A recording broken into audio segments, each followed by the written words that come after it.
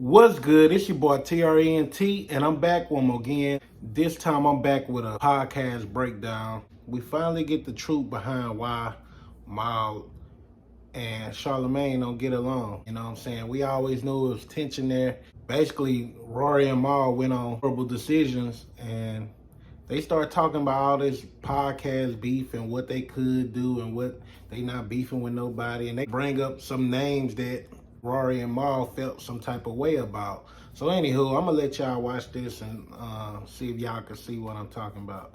Edie, check this out. Recorded a studio I co-own, and you know for a fact, anyone even in this world, in this space, semi-connected to you, they would ask that question because you know how big y'all are. Well, Adam's also a fan of for you to say you think it's that small is true. People may like to talk shit about y'all, but that still doesn't mean that it's not big in retrospect. My only point is that Mo and I really think this shit is hysterical. Like, everyone is huffing and puffing in their house, and Mo and I are legitimately laughing in our text messages. In their basement. Like we're literally laughing at this shit. This shit is hysterical. It's fun, and it's just like when you hear podcast beef, I laugh because I know what real beef is. So to hear podcast attached to beef is just funny. We haven't had podcast beef. Oh no, there's niggas I don't fuck with.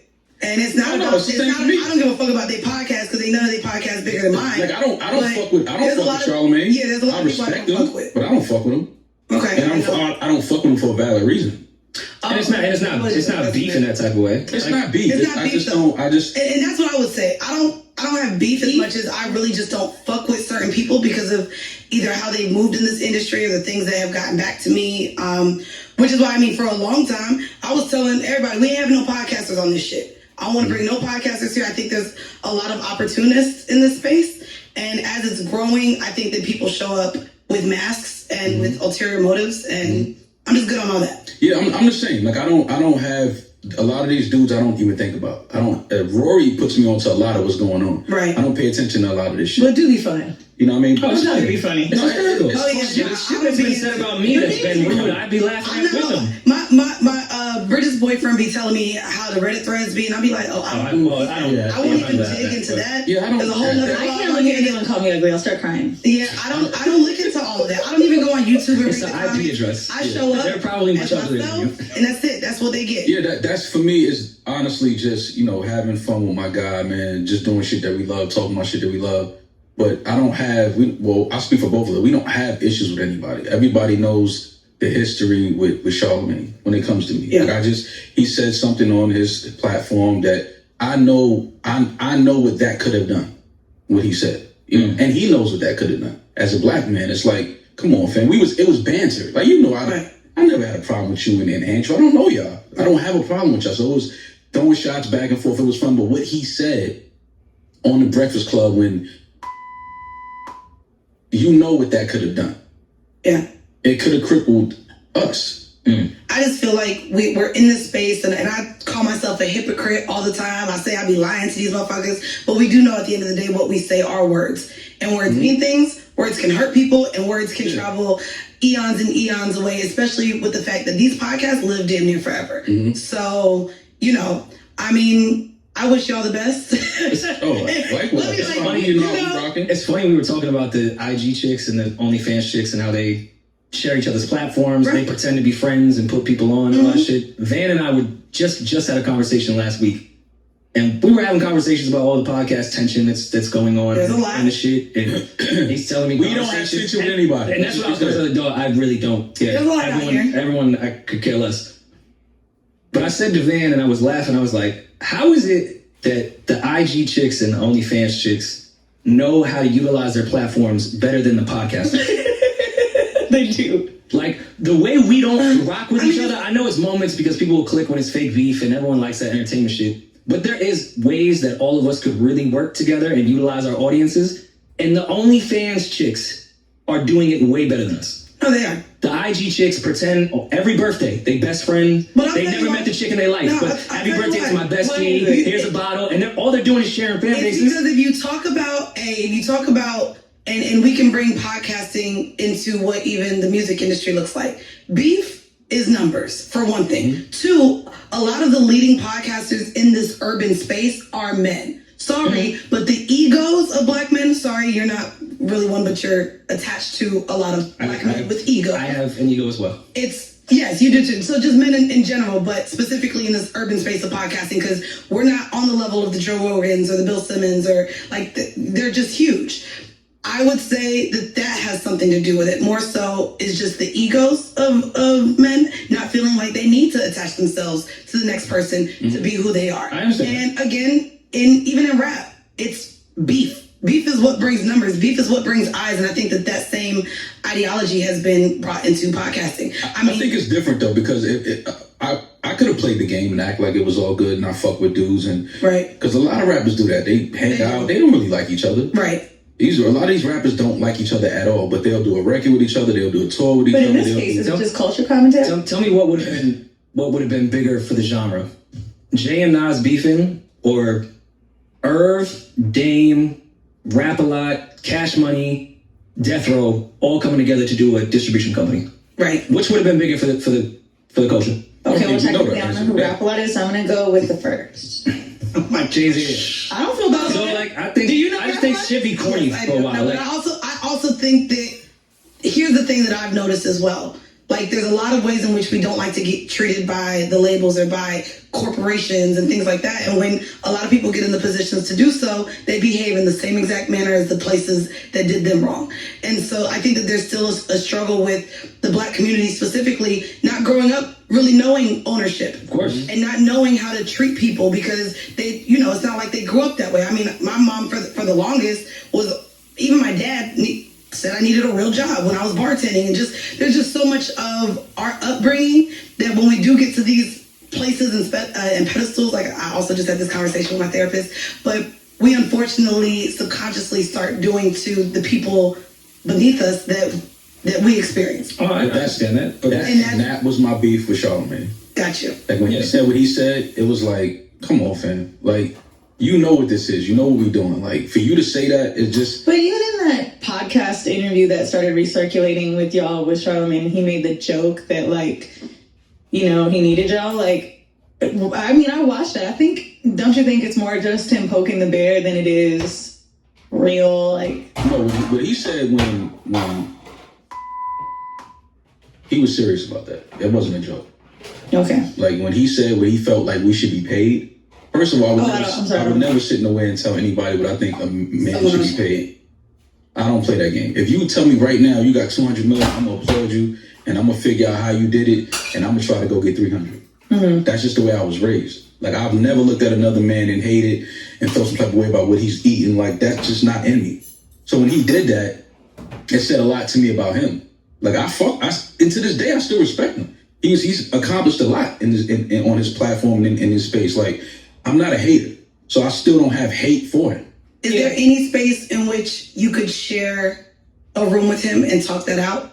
Absolutely. I would love to set that up. Just because. Yeah, I don't have. I've said it. I've spoken to Van. I would. No, let's not look at each other right now. Only because, like, even what he's been able to do for us and the fact that there is still respect there, I think that I'm not a hater, man. You know me. I don't look at no dude and hate, man. But it's just like, yo, him saying that.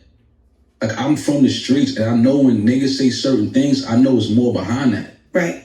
So I don't know what you doing behind closed doors. You could be stopping shit because you have that power. Right. Because at that point, I was just, we was young pups in this. Mm. So if you say that publicly on a platform, I'm thinking behind closed, damn, you might be blocking shit behind it. Do you think that there's room for, like, growth in that? Like, I mean, I can't speak for Charlamagne, but I wonder too, like, I think anybody that may have thought at one point that your ex-partner was bigger or better is kind of eating their words a little bit now. I watched a clip of even Adam. We were just talking about Adam saying, like, there's no way their pod will do good. Remember, he's like, there's no way. Maybe in the beginning. Like, everybody thought that, man. Right. And first of all, we got to kill that narrative. When did Mal and I ever say we were bigger than him? Y'all never said that. People, but people naturally pit you against each other. Imagine if Mandi and I decided that Whoreable Decisions was over and we both made a podcast, not with other people, just alone. Mm-hmm. That would be the first thing they do. Oh, well, Wheezy doesn't talk shit enough like Mandy. Oh, well, Mandy doesn't talk enough. It's going to be boom, boom, boom, boom, boom. For sure, yeah. You know, it's but just, we never see. The interesting thing is Rory and you know, and again, we still haven't exposed a lot of the business dealings that were the reason why we went our separate ways. But we were so humble for so long, and it was like, you know, like just in our business, like we were humble. Like the percentage that we agreed to take was us being humble. You know what I mean? So it's like, how much more humble can somebody get, and then you still turn around and still try to take advantage of somebody? It's like, I'm a man at the end of the day. You know what I'm saying? Like, I don't fuck this business shit. I'm a man first. Like, so now you're trying to take advantage of me as a man, and that's where the problem. And you know, it was rooted. It's like, you're not going to take advantage of me. I'm sorry, that's just not going to happen. Honestly, I think what we all got to watch happen was really great. I think people that maybe not even thought they'd be rooting for you at some point or thought that they loved you this much, it just suddenly came out. And I mean, I was super excited when, and I mean, at first, when you were like, serious, I was like, what? I mean, who even thought that like you could even attain something like that? And again, I think it's really dope that to be the first podcast to break out into Spotify, and now we watch all these podcasts get all this money, just to know that you reinvented another space. I think what could really be a cool legacy for y'all is, one, you were the first podcast to do that, and now people know about Spotify, right? Who knows how many Black podcasters will come after on Stitcher or Sirius, which is a really important thing. But that's why me and Rory did what we did. It was important to show people that it's okay to step out and try something and not know if it's going to succeed or not. You know what I mean? It was like, we didn't know. Like, we just knew we wanted to do something, and we wanted to continue having our voices being heard and having fun and just kicking it. But, you know, it's important to show people, like, integrity pays off. Me and Solid pays off. It does. You know what I mean? Like, and that was the important thing for us. Like, it's okay to go through shit and pivot and then show, like, yo, I'm not going to, you know, put my morals and integrity, you know, on the back burner. Like, I'm going to stand on that, and it's going to pay off, and it's going to be rewarded, and that's what it is. Speaking of, like, a new phase, like, your live show, how you guys feel about doing it together? Are you excited? Is it going to be weird? Yeah, Does it feel like the same or different? Definitely different. Sold out in New York. I need tickets to that. You good? Yeah, no, it's definitely on. It's I definitely feel real guilty because that's why I was like, when I saw it sold out, I was like, fuck. you guys want to come to the show? I'm gonna be real. I plan on walking in like, yeah, we sold it last Thursday, so this is. No, I look, we doing the same venues. Yeah. The LA venue at the Regent. But that's shit I said on what was on Barstool shit. Say what you will about them, but I said in the interview that's where we could all really work together. Yeah. A live show space, like, of course we all want to go in different networks or start our own networks or do partnerships, whatever. That's cool. We should actually tour Now, if you could, if y'all seen what I just saw, they bleeped out what Ma was trying to say about what Charlamagne said on the Breakfast Club that probably hindered him. Well, this is my opinion. I feel like Mal taking everything to the heart, because I've been watching the Breakfast Club since probably the beginning. And I used to be one of them people who didn't like Charlamagne, and I grew to like him, you know what I'm saying? Because one thing about him, I can say this, anything he say on his platform, on his podcast, The Brilliant Idiots, or on the Breakfast Club, he'll say it to the people's face. You know what I'm saying? And sometimes it's not shade, and sometimes it's not personal. And I believe Mal took it personal. You know what I'm saying? And it's only because Mal was probably too loyal to Joe. You know what I'm saying? That's why you see him. And at first, I used to look at Mal sideways. Even though I like Mal, I used to look at him like, damn, this dude always hating on Charlamagne. Like, I remember when he said the Breakfast Club is in, it's over. You know what I'm saying? And people still trying to figure out if it's going to be over, because they been there for 10 years and everybody doing their own thing. Charlamagne got his own show now. But it's still going. You know what I'm saying? People still watch the Breakfast Club.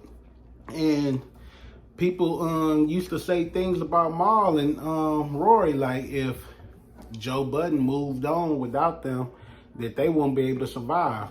Well, they proved everybody wrong, because Rory and Mal still getting them numbers. They like right behind Joe Budden. And it makes me wonder, like, if some of these podcasts could end this tension and end this beef, they could make a whole bunch of money, get a whole bunch of views. Because basically, like, I'm here, I'm watching Whoreable Decisions, which is Mandi and Wheezy podcast, and I barely watch their stuff. I mean, I tune into every episode, but I don't like watching them all the time. But when I seen Rory and Mal there, when two podcasts come together, yes, I had to click. And it just like, it remind me when Rory and Mal was on a Joe Budden podcast and they brought Charlamagne. That's actually one of Joe Budden's highest, I think that one and that Pusha T interview is one of their highest performing podcasts.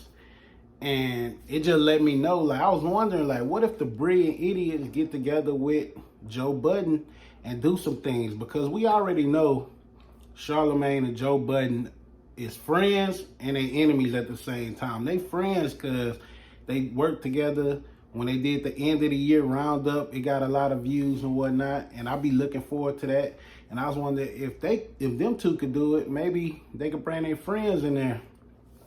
But Joe Budden, with his crazy self, he think he got a better white boy, had a better white boy than Charlamagne, comparing Andrew Schultz to Rory, which I like both of them equally.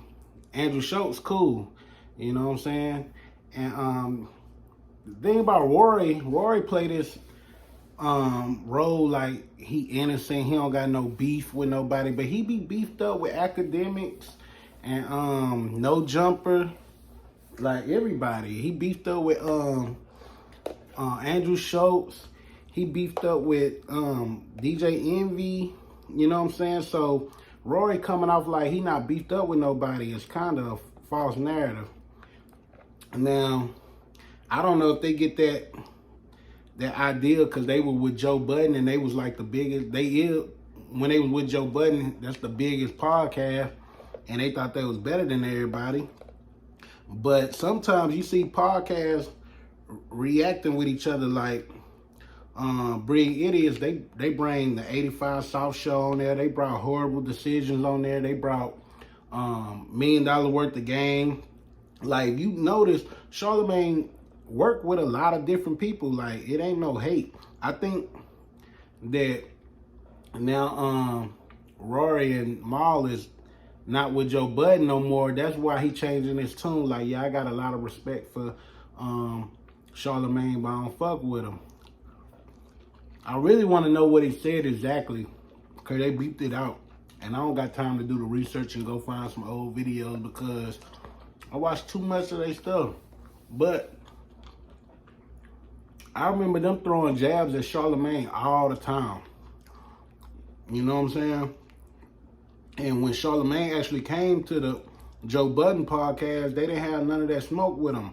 You could tell that Mal really didn't fuck with him, the way he was acting in the interview, but Charlamagne never changed. That's the reason why I fuck with Charlamagne out the situation, because he didn't change his attitude. But anywho, tell me what y'all think about this situation with the podcast beef. Which podcast y'all like the most? Whose side y'all on? Or what podcast y'all would like to see work together? Anywho, please subscribe to my channel, like, share, all that. And I'll holler at y'all next time.